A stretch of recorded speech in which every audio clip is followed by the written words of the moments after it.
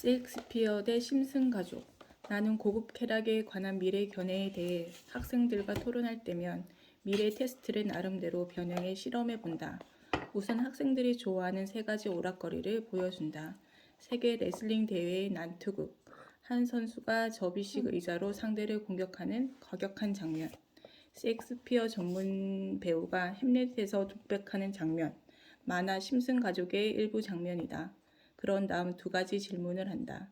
그 가운데 가장 즐거운 것, 즉 쾌락을 가장 많이 느끼는 것이 무엇이며 가장 고급스럽거나 가치 있다고 느끼는 것이 무엇인가. 투표할 때마다 어김없이 심슨 가족이 가장 즐거운 오락거리 1위를 차지하고 그 다음은 셰익스피어가 차지한다. 몇몇 과격한 이들은 세계 레슬링 대회 난투극을 가장 좋아한다고 고백한다. 하지만 어떤 것이 질적으로 가장 우수하다고 생각하느냐는 질문에는 최대 다수가 셰익스피어를 꼽는다. 이 실험 결과는 미래의 테스트에 한 가지 의문을 제시한다. 학생 다수가 심슨 가족의 주인공 호머를 더 좋아하면서도 햄릿의 독백을 여전히 더 고급 쾌락으로 여기기 때문이다. 물론 어떤 학생들은 수업 시간이기 때문에 그리고 다른 학우들에게 교양 없는 사람으로 보이고 싶지 않아서 셰익스피어를 더 좋아한다고 답했을 수도 있다. 또 어떤 학생들은 아이러니, 유머, 사회적 논평이 적절히 섞인 심슨 가족이 셰익스피어의 예술에 필적한다고 주장하기도 한다. 하지만 두 가지를 모두 경험한 사람들 대다수가 심슨 가족을 더 좋아한다고 답했기 때문에 밀은 셰익스피어가 질적으로 더 우수하다고 결론 내리기 어려울 것이다. 그런데 밀은 고상하게 사는 사람들이 쉽게 만족하며 살기 어렵더라도 여러 생활 방식 중 더 고상한 것이 있다는 생각을 포기하지 않는다.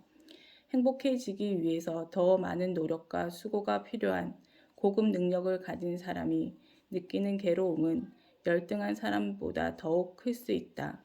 하지만 그런 괴로움에도 불구하고 그들은 절대 저급하다고 여겨지는 존재로 떨어지고 싶어 하지 않는다. 왜 우리는 고급 능력을 필요로 하는 삶 대신 저급한 만족을 느끼며 살려고 하지 않을까? 밀은 그 이유가 자유에 대한 사랑 및 개인의 독립성과 관련이 있다고 생각하여 이에 대한 적절한 호칭은 인간이란 존재가 어떤 형태로든 지니고 있는 존엄성이다 라고 결론 내린다. 밀은 가장 뛰어난 사람도 때로는 다른 영향과 유혹을 견디지 못하고 고급 쾌락 대신 저급 쾌락을 선택한다는 사실을 인정한다. 누구나 가끔 TV나 보면서 소파에서 빈둥거리고 싶은 충동에 사로잡히곤 한다.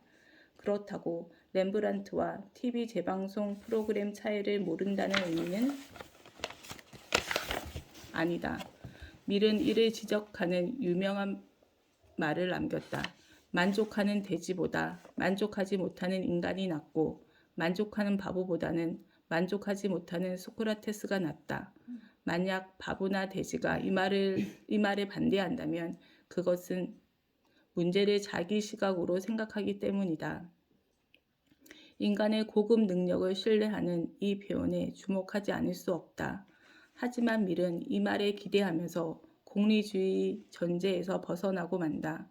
욕구는 더 이상 무엇이 고상하고 무엇이 저급인지 판단하는 유일한 기준이 아니다. 이제 그 기준은 우리의 바람과 욕구와는 별개인 인간의 존엄성이라는 이상에서 나온다.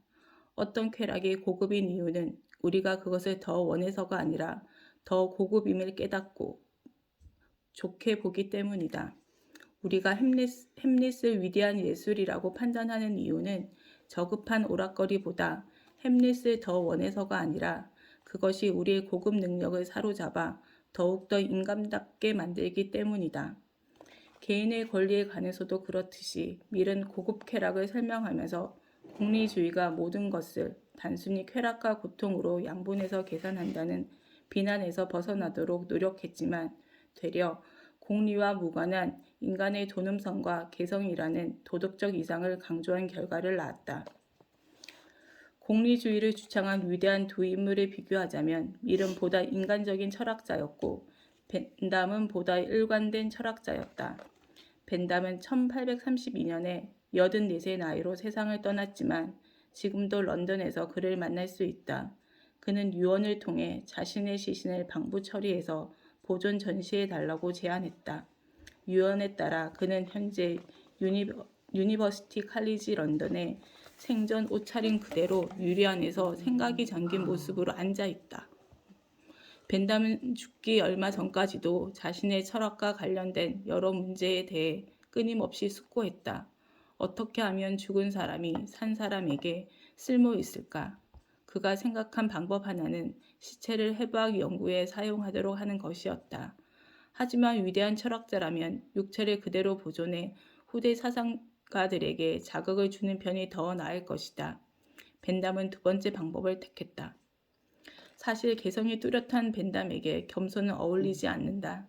그는 자신의 시신을 보존하고 전시하는 방법에 대해 엄격하게 지시했을 뿐만 아니라 해마다 모임을 열어 도덕과 입법에서 최대 행복 체계를 만든 사람을 기려야 하며 그 모임에 자신을 데려갈 것을 친구와 제자들에게 요구했다.